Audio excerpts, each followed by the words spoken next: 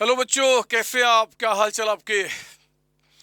एक छोटी सी नोटिफिकेशन बहुत ही इंपॉर्टेंट लेकर आपके पास आया हूँ। सीएमए इंस्टीट्यूट ने मेरे बच्चों का यानी कि आपका एडमिट कार्ड रिलीज कर दिया है। इस वीडियो के डिस्क्रिप्शन में भी मैंने उसका लिंक आपको दिया है, आप उसको क्लिक करके अपने एडमिट कार्ड को डाउनलोड कर सकते हैं।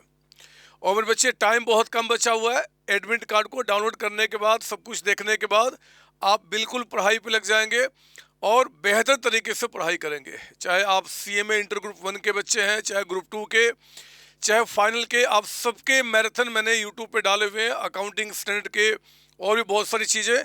तो चैनल पे आप उसको देखें, रिवीजन करें, एग्जाम में क्वेश्चन आने का तरीका क्या होगा, पैटर्न क्या होगा, उसको स्टडी करें। और आगे भी आपके साथ बना रहूँगा।